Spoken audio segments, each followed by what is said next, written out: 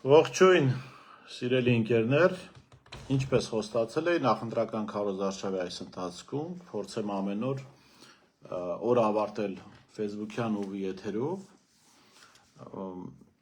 Սա արդեն կարծեք թվով 6 կամ 7-րդ եթերն է, բավական հաջող քննարկումներ ենք ունենում մեր ընկերների, գաղափարակիցների, հայրենակիցների, քաղաքացիների հետ։ Եվ այսօր էլ հետաքրքիր թեմաներ կան, որոնց շուրջ կուզեմ զրուցենք։ Դուք կարող եք իդեպ նաև ձեր կարծիքները գրել մեկնաբանություններում այս կամ այն թեմայի վերաբերյալ, մենք միասին նաև դա կքննարկենք։ Ես էլ քննարկվող թեմաների վերաբերյալ եղած փաստերը կհրապարակեմ մեկնաբանությունների բաժնում, որպեսզի դուք եւս հնարավորություն ունենաք ծանոթանալու այն փաստերին, որոնց վրա հենվելով ես անում եմ վերլուծություններ։ Ուրեմն Նիկոլ Փաշինյանը այսօր կրկին հոգեխանգարմունքի մեջ էր եւ թիրախը իհարկե էլի ընդդիմությունը 8 տարի իշխանության եղած Նիկոլ Փաշինյանը հայտարարում է, որ որ հիմա ինքը վերընտրվի, կխլի Գագիկ Ծառուկյանի առանձնատունը, այնտեղ ծերերի խնամքի կենտրոն կբացի։ Այս նույն հիմարագույն թեզը Նիկոլ Փաշինյանը պնդում էր նաև Ծառուկյանի խնամիներից մեկի Գուլոյանի առանձնատունը խլելու, որդու առանձնատունը խլելու վերաբերյալ, թե մտածում ենք ծերանոց բացենք, բան, այսպիսի հայտարարություններ էր անում, դրան առանձին անդրադարձանք այն ժամանակ, եւ ակնհայտ է, որ ոչ մի ծերանոց էլ չի բացելու, այդ առանձնատունը իրենց, եթե Աստված մի արած վերընտրվեն, իրենք իրենցով են անելու, ինչպես նախորդ բոլոր դեպքերում է եղել, այդ եթերում նաև բացեցի, Փաշինյանը այս ընթացքում այդ նախկին պաշտոնյաներից վերցված գույքը իր մտերիմներին է տվել, կամ իրենց հետ փոխկապակցված անձանց, ամենաշատը Նարեկ Նալբանդյանն է արել։ Այդ որ Գագիկ Ծառուկյանի եւ նրա խնամու տները որոշել ես Նիկոլ բան սարքել, իբրև թե ծերերի խնամքի կենտրոն սարքել, կամ միջև Գուլոյանի գույքը վերցնելը, միջև Գագիկ Ծառուկյանի առանձնատունը վերցնելը, Հովիկ Աբրամյանի առանձնատունը այդ մանումենտի ծերերի խնամքի կենտրոն սարքեց, դա թույլ տվեցիք, չէ՞ վաճառի մարդը։ Ընդ որում ձեր մտերիմ Նարեկ Նալբանդյանին, իշխանությանը մտերիմ կանգնած այդ գործարարը գնի։ Այս եթերները եւ այս օրինակները բերում են նրա համար, որպեսզի Փաշինյանի ստերին հավատացող մեր հայրենակիցները դադարեն հավատալ այս ստերին։ Այս մարդը կատաստրոֆիկ ամբարո ստախոս է եւ ամեն անգամ այս մարդկանց մոլորեցնելու համար այս ամեն ինչը օգտագործելու է։ Մինչ անցնեմ այս թեմայի շարունակության, առաջարկում անպայման կիսել ձեր էջերում այս եթերը, որպեսզի հնարավորինս շատ քաղաքացիներ լսեն։ Հիմա տեսեք, Գագիկ Ծառուկյանի առանձնատունը խլող, առյուծ խեղդող, քաջ նազար Նիկոլ Փաշինյանը ում կերպարն էր ավելի շատ օգտագործում, երբ ընդդիմադիր գործիչ էր։ Վստահ եմ շատերդ հիշում եք իր ելույթներից խորհրդարանական գլխավոր տանձիկը, օլիգարխ տանձիկը Սամվել Ալեքսանյանն էր։ Կլինի Նիկոլ միջև ընտրությունները գան, անցնեն, Ծառուկյանը, չգիտեմ, դու հաղթես, Ծառուկյանին կպարտվեն, դու վերարտադրվես, հետո հնարավորություն ունենաս խլելու Գագիկ Ծառուկյանի առանձնատունը, խլես Սամվել Ալեքսանյանի առանձնատունը, որը քեզ հետ շատ մտերիմ է, ֆինանսավորում է եւ կնոջը թիմնադրամը եւ քաղաքացիական պայմանագիրը։ Դու ոչ միայն Սամվել Ալեքսանյանի առանձնատունը չես խլում, այլև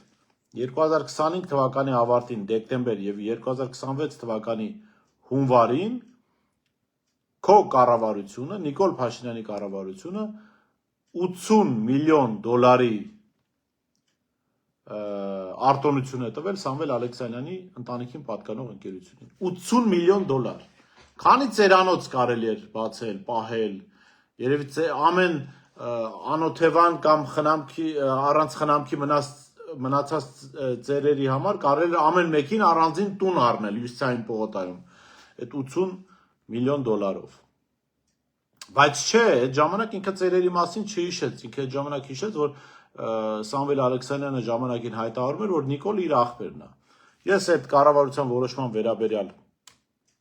հոդվածը դրեցի մեկնաբանությունում, սա 60 միլիոն դոլարին էր վերաբերվում, մեկ այլ որոշման մինչև 20 միլիոն դոլար, 20 միլիոն դոլարի որոշում էր կայացվել։ Մեկ այլ որոշման, որը հիմա դնեմ, թույլ էր տրվել, որ Սամվել Ալեքսանյանը հատուկ արտոնությամբ 350,000 կիլոգրամ գոմեշի միս բերի ու ժողովրդի վրա վաճառի որպես երևի թե տավարի միս։ Սա է Նիկոլ Փաշինյանը, հարգելի հայրենակիցներ։ Նիկոլ Փաշինյանը շարունակել է ստել, կեղծել, ցույց տալ, որ օլիգարխների դեմ պայքարի, Նիկոլ Փաշինյանը օլիգարխ է։ Նիկոլ Փաշինյանը ինքն իրենով օլիգարխ է։ Փաշինյանը պայքարում է միայն այն մեծահարուստների դեմ, ովքեր այս պահին դեռ չեն համաձայնել մուծվել իրեն։ Կամ այնքան չեն մուծվում, ինչքան Նիկոլ Փաշինյանի սրտով կլիներ։ Այն գործարարները, որոնք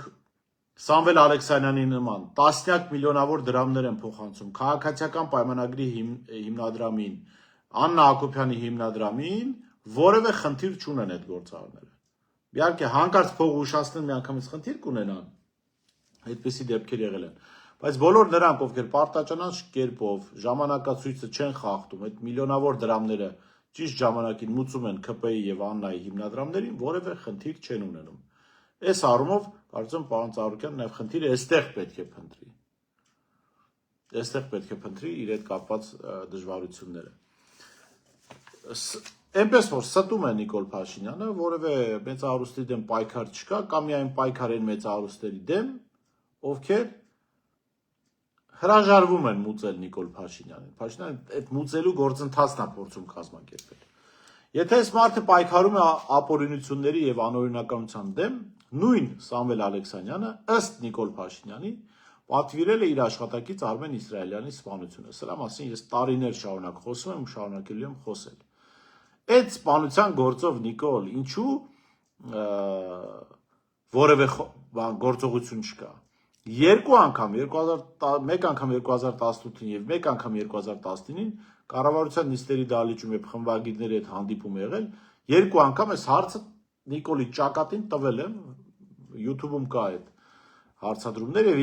երկու անգամ էլ Նիկոլ Փաշինյանը փախել է այդ հարցին պատասխանելուց։ Մի անգամ ասել է ես դատավոր չեմ, մի անգամ ասել է այ որ փաստեր լինեն իրավաբանները կզբաղվեն, բայց իրականությունն այն է, որ Արմեն Իսրայելյանի սպանությամբ չեն զբաղվում, որովհետև Սամվել Ալեքսանյանը, ինչպես խորհրդարանում ժամանակին հայտարարել էր, Նիկոլ Փաշինյանի աղբերն է։ Եթե անգամ այդ սպանության հարցով չզբաղվեն, ես կխնդրեմ բոլոր նրանց, ովքեր ժամանակ ունեն լսելու, կարող են լսել Արմեն Իսրայելյանի ձկնկուլի հարցազրույցը, մի րոպե։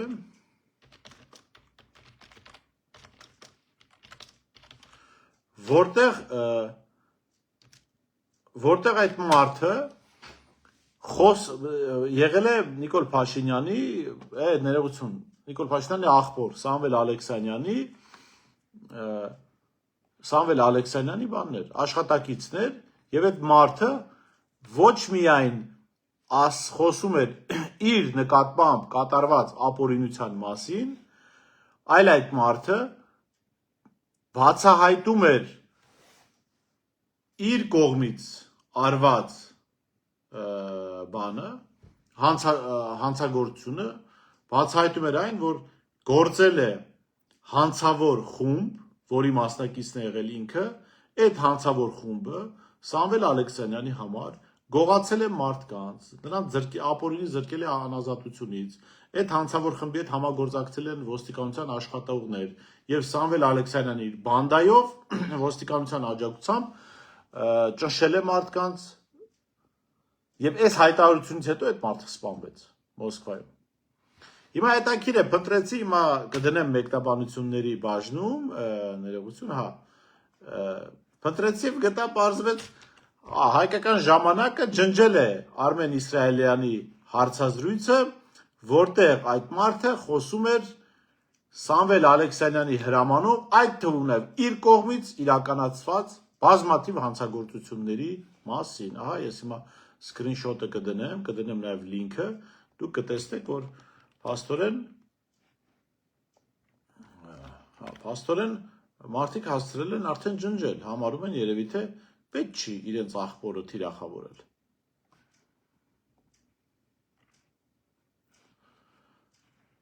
Էսա Նիկոլ Փաշինյան, սիրելի ժողովուրդ, եթե դուք մտածում եք, լինքը կդնեմ, մի խոսքով հիմա լինքը կդնեմ հայկական ժամանակից ու դուք կտեսնեք, որ այդ նյութը արդեն ջնջված է։ Թաքցնում են հետքերը։ Փաստորեն Նիկոլ Փաշինյանը ոչ միայն չի զբաղվում որպես պետության ղեկավար, իշխանության գլուխ, չի զբաղվում հանցագործություններով, որոնց մասին ինքը ժամանակին որպես ընդդիմադիր խոսել է, այլ նաև փորձում են թաքցնել այդ հանցագործության հետքերը իրենց ընտանեկան կայքից հեռացնելով այդ մարդու հարցազրույց, որի ժամանակ մարդը խոսել է իր նկատմամբ կատարված հանցագործության մասին։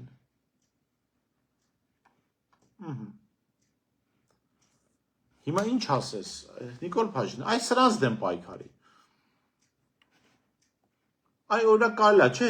հետաքրքրվել, թե արդյոք այս մարդը, որը սպանվել է, եւ ով պնդում էր, որ իրենից իր գույքը խլել են, վերջը վերադարձվել է այդ գույքը այդ ընտանիքին, թե չէ։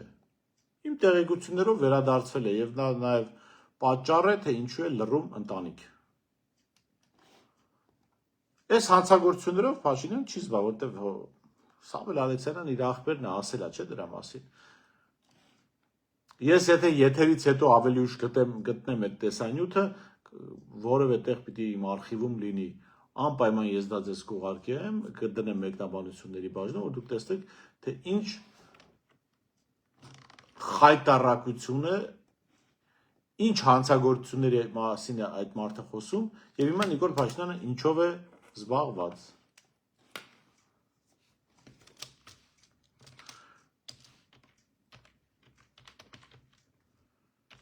Այնպես որ սիրելի ժողովուրդ, Նիկոլ Փաշինյանը որևէ հանցագործության, օլիգարխի, հարուստի, չգիտեմ, նախկինում թալանած կամ չթալանածի հետ որևէ խնդիր չունի։ Նիկոլ Փաշինյանի միակ խնդիրն այն է, թե արդյոք այդ մարդիկ իրեն ենթարկվում են, թե ոչ, իրենց հիմնադրամներին փող վճարում են, թե ոչ։ Ուրիշ խնդիր չկա, այս արդարության վերականգնման բանի մասին չկա։ Նույն է Սամվել Ալեքսանյան, եթե հիշում եք, այսպես կոչված հեղափոխության ժամանակ բռնություններ գործադրում նաև բաների նկատմամբ, Նիկոլ Փաշինյանի աջակիցների նկատմամբ։ Սա մեկ, սիրելի ժողովուրդ, սա թեմա, որի մասին կուզեմ խոսալ, այնպես որ, Ծառուկյանն էլ իր հերթին հայտարարել է, որ Նիկոլ Փաշինյանը կհայտնվի առյուծի վանդակում, շեշտել է պարոն Ծառուկյանը, ворց առյուծի վանդակում, այնպես որ Փաշինյանն այստեղ զգուշությունը չէր խանգարի։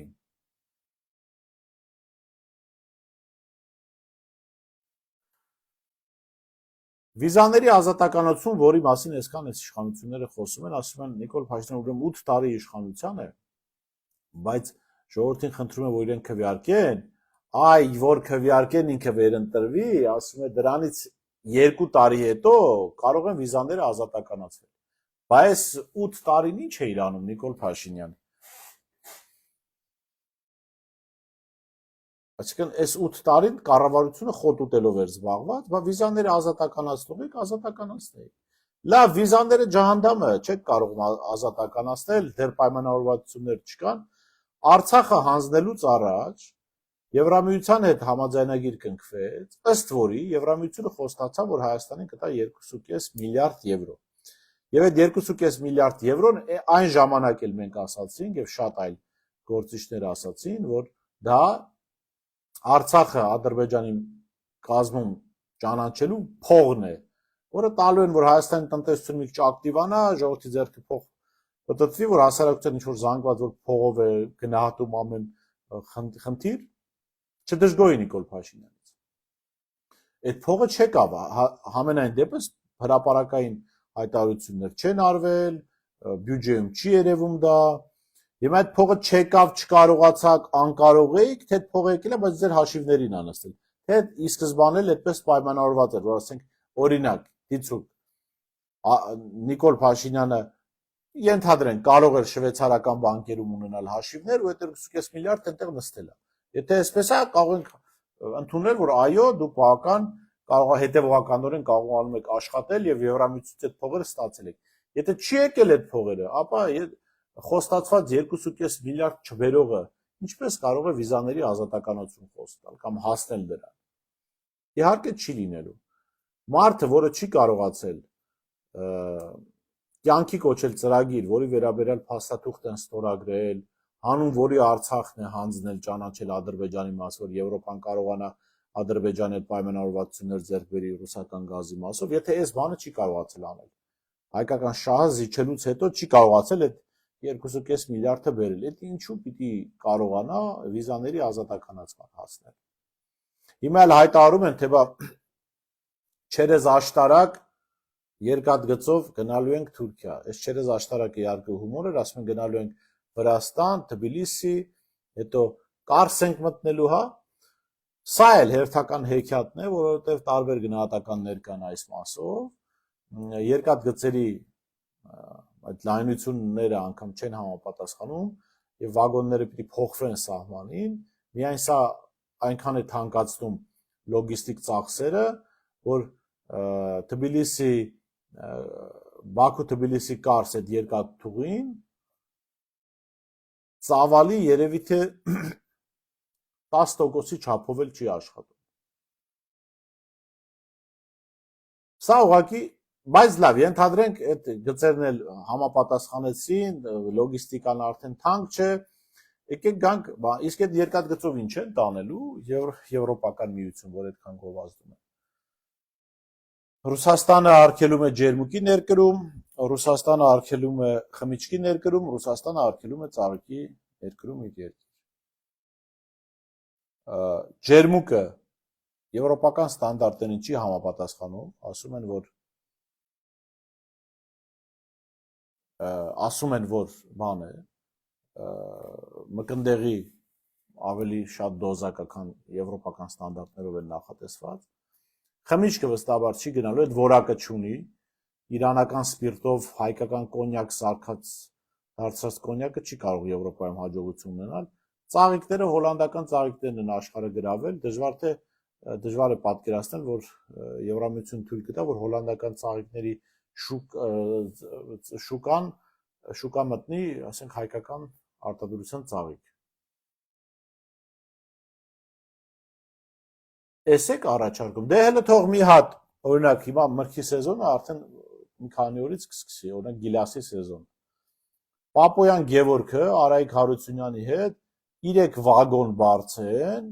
կան, ասենք մեր մարզից բարձեն ու այդ վագոններով, այդ երկաթգծով թող տանեն Եվրոպա ու ցույց տան։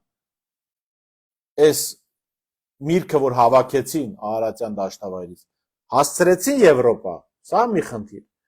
Եվ հետո թող ցույց տան, թե ինչպես է դա Եվրոպայում իրացնում։ Ասենք եվրոպական սահմանը ոնց է անցնում։ Օրերս մեծ սկանդալ էր եղել, ռուսները նաև սանկցիաներ են կիրառում ադրբեջանական արտադրության վրա, ադրբեջանցիները փորձել են լոլիկի արտահանում կազմակերպել Բուլղարիայի տարածքով, Բուլղարիայի սահմանով մտցնել Եվրոպա, Եվրոպական միություն, հետ բեռնատարերը բոլորը հետ են վերադարձվել, որովհետև այնտեղ ասել են դե մեր ստանդարտներին չեն համապատասխանում։ Գուցե իրականում չեն համապատասխանում, բայց գլխավոր խնդիրն այն է, որ իրենք իրենց արտադրողներն ունեն, եվրոպական շուկան լցված է իրենց արտադրողներով եւ իրենք իրենց արտադրողներին պաշտպանելու խնդիր ունեն։ Հենց ադրբեջանականից էլ մի կողմ, եկեք հիշենք բանը, ուկրաինական ցորենը լեհական սահմանին ուղղակի ֆերմերները ճանապարհը փակել են եւ երկրի ղեկավարը աջակցում էր այդ բողոքի ակցիաներին եւ թույլ չտվեցին, որ իրենց տարածքով այդ ուկրաինական ցորենը գնա եւ լեհ ֆերմերները խնդիրներ ունենան վաճառքի, փոխարենը շահի Ուկրաինան։ Ուկրաինան է, որ իրենց համար պատերազմի մեջ է։ Այնպես որ սիրելի գործարարներ, այս հեքիաթը որ պատմում են, Գևորգ Պապոյանին, Արայիկ Հարությունյանին մնացածին ասեք շատ լավ։ Ասում եք եվրոպական շուկան լոգիստիկ խնդիրներ արդեն չկա եվրոպական շուկա հասնելու, մենք ասենք օրինակ 20 վագոն միրգ ենք մթերել, խնդրեմ, նստեք կողքներս, այս երկաթ գծով միասին տանենք Եվրոպական միություն։ Հետո տեղում վաճառքը փորձենք կազմակերպել, սահմանը անցնել, վաճառքը թող գործարարներ անեն։ Տեսեք կանեն իրենք, կարող են դա անել, թե հեքիաթներ են սրանք։ Իհարկե, սրանք հեքիաթներ են, որ միջև ընտրությունները պատմվելու են, փորձելու են մարդկանց խաբել եւ ստեղծել տպավորություն,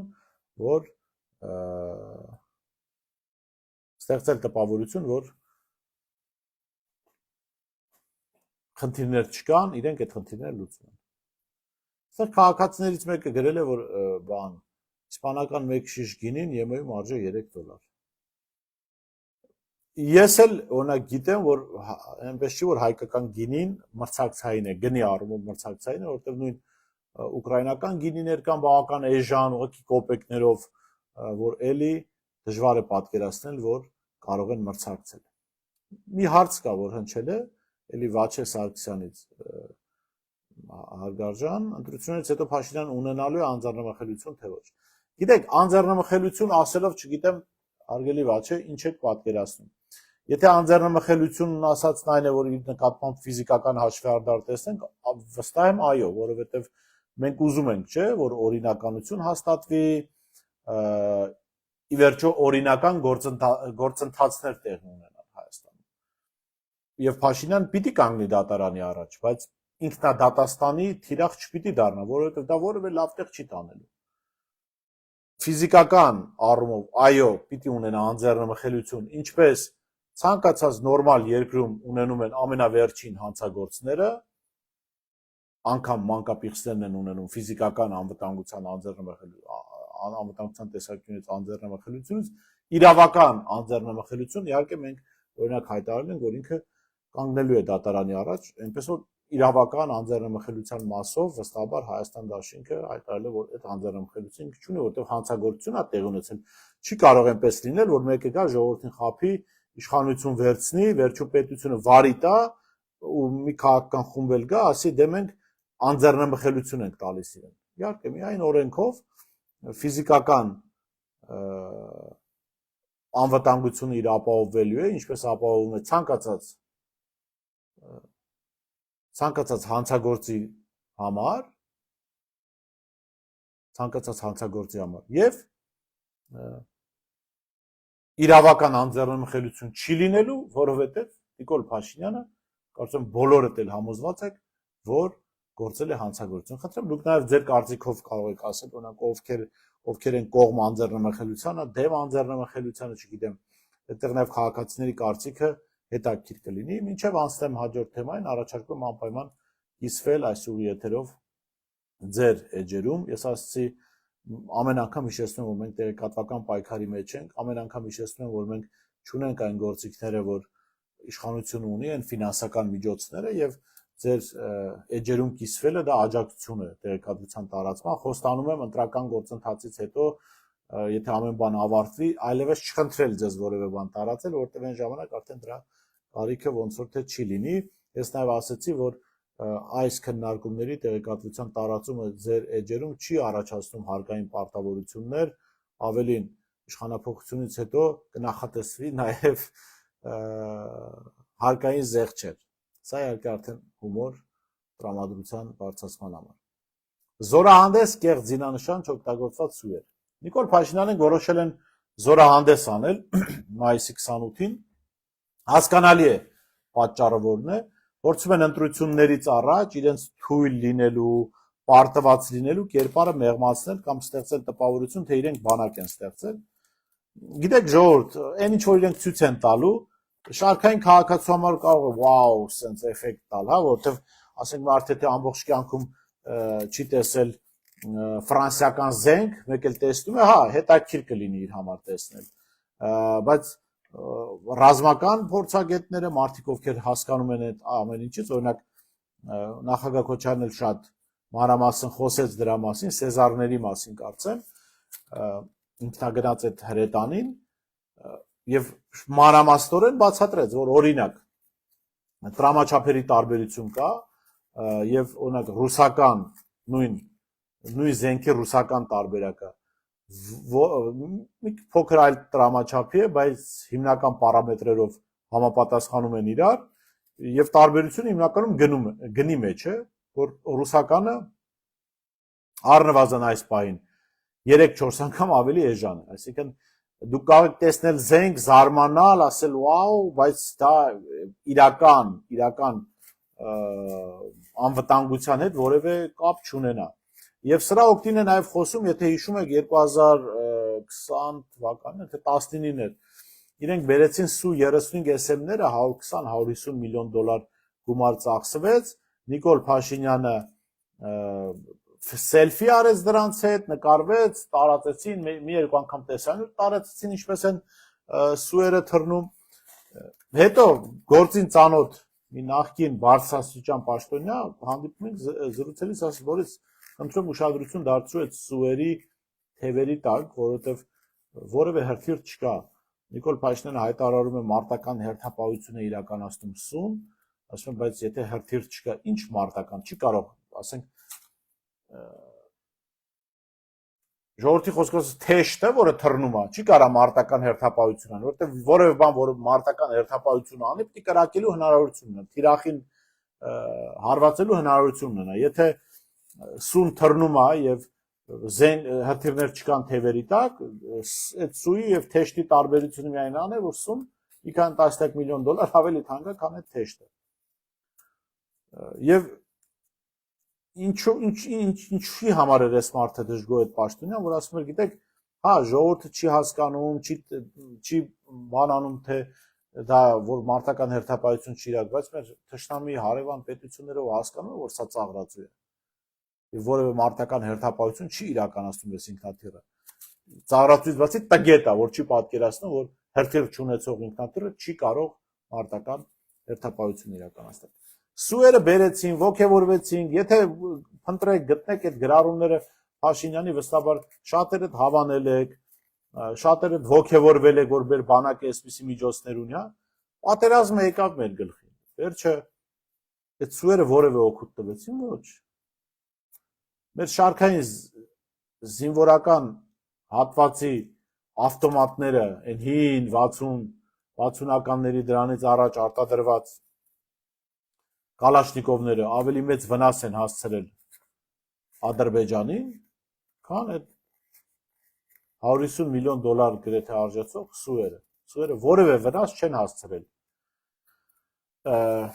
թշնամական կողմին, ավելին ձեզ ասեմ, Su-երը վնաս են հասցրել նաև մեր պետությանը եւ ասեմ ինչու։ Որովհետեւ դրանք մեծ ինքնաթիռներ են եւ օդանավակայանում կանգնած են, եթե հիշում եք պատերազմի օրին հայտարարվեց, որ անօթաչու թռչող սարքեր են հասել մինչև Աբովյան եւ պայթյուններ էին լսվել։ Այդ Su-երը, որոնք մետաղի ջարդոն չէ, իրենք տեխնոլոգիական լավ սարքեր են, բայց առանց հրթիռի մի խոսքով թռնող մետաղի կտորներ են, հա։ Այդ մետաղի կտորները պաշտպանելու համար լուրջ հոբ համակարգեր են օգտագործվել։ Այն ինչ որ սահմանին պիտի օգտագործվել է Նիկոլ Փաշինյանի տգիտության կամ դավաճանության արդյունքում անպետք Su-երը պաշտպանելու համար։ Զինվորների կյանքը պաշտպանելու փոխարեն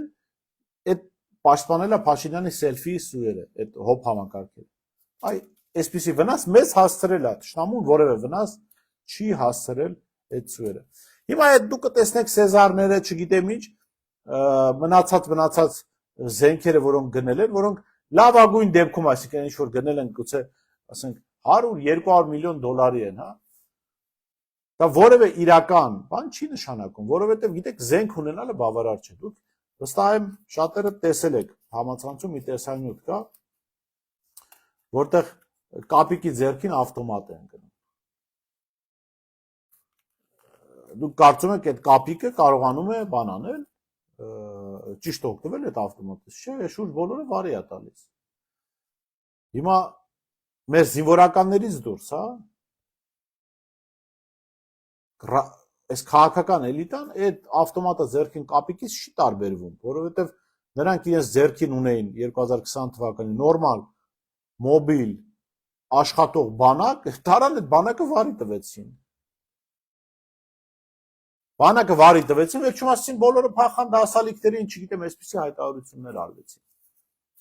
Հիմա ով ասել, որ նույն հայտարարությունները չեն անելու։ Ասենք հիմա էլ Սեզարով կասեն փախան։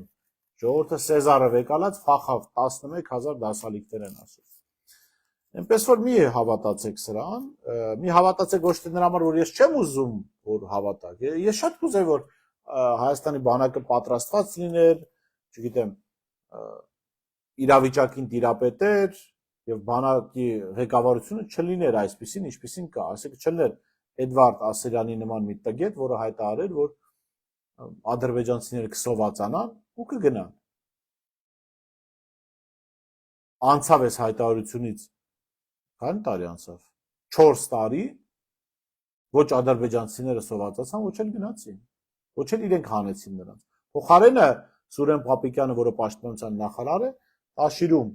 հայտարարում է, որ ինքը Հայաստանի քաղաքացիներին տրորելով կանցնի։ Ադրբեջանցիներին չկարողացան տրորել։ Էս են սրանք, հարգելի հայրենակիցներ։ Նրանց մի հավատացեք ոչ թե որ մենք չենք ուզում, այլ հավատալու չի։ Սա է պատճառը։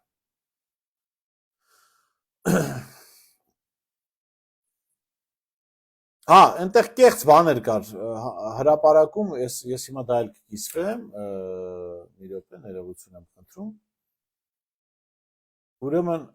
հրապարակում Արագածի պատկերն են պատրաստում, մի խոսքով այդ հիվանդագին իր բանով, եւ հաստորեն բանը մարդիկ զինանշանը փոխել են առանց բանի, խաչը հանել են, փոխարենը ես չգիտեմ դա զուտ հրեական է թե ոչ, բայց հրեաների մոտ դա ընդունված ասել Դավիթի աստղն է հայտնվել այնտեղ, ես հիմա սա մեկնաբանությունների բաժնում կդնեմ։ Նայեք, ասեք վահանի վրա խաչը հանված է, դրված է այս աստղը։ Ութաթև։ Եվ այդտեղ վերևը դրոշի վրա դրված է Փաշինյանի այս հանձնած հողերի պայմաններում մնացած Հայաստանի քարտեզը։ Սա էլ ակնհայտ ապօրինություն է, այսինքն մարդիկ ինչ ուզում նկարում են, ինչ զինանշան ուզում են փոխում են, առանց օրենքի, առանց բանի, ոտի վրա։ Իսկ դա օրենքի խախտում է, զինանշանի փոփոխությունը կամ պղծումը։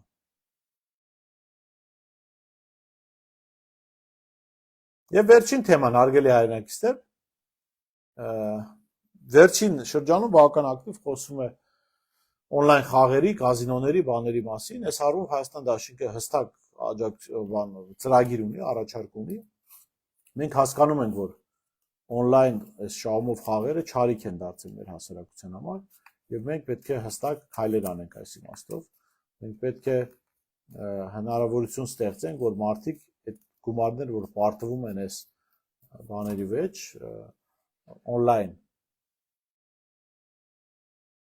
օնլայն խաղերի մեջ ծախսեն իրենց ընտանիքների վրա։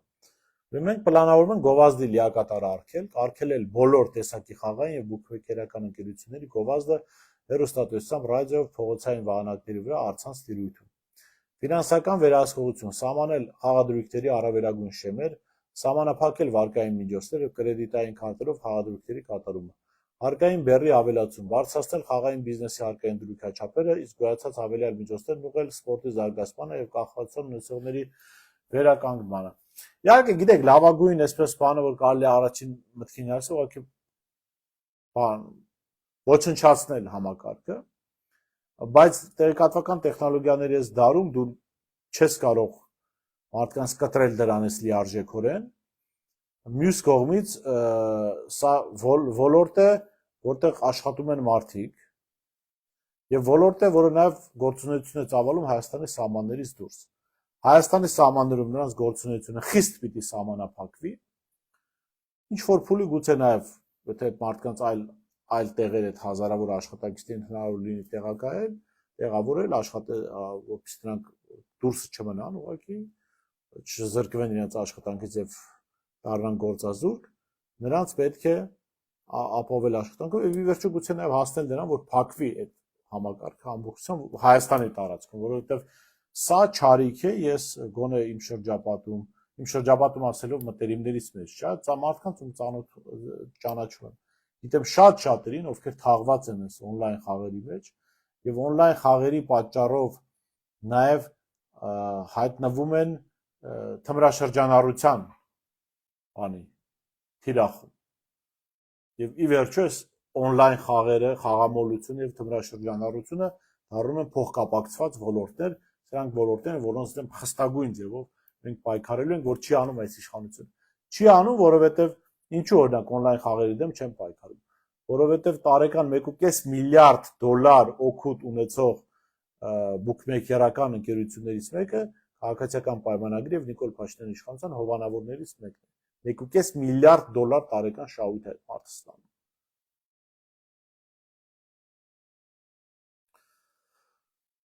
Այնպես որ այս ամեն ինչի դեմը պետք է առնել, սա պետք է կանգնեցնել եւ մենք մեր քաղաքացիներին, մեր հայրենակիցներին պետք է ազատագրենք այս խաղամոլության, թմրամոլության ճիրաններից եւ հստակ գործիքներ բանեցնելով ամենախստագույն ձևով դրա դեմ պայքարելով։ Այսօր այսքան հարգելի ընկերներ, հանդիպենք վաղը։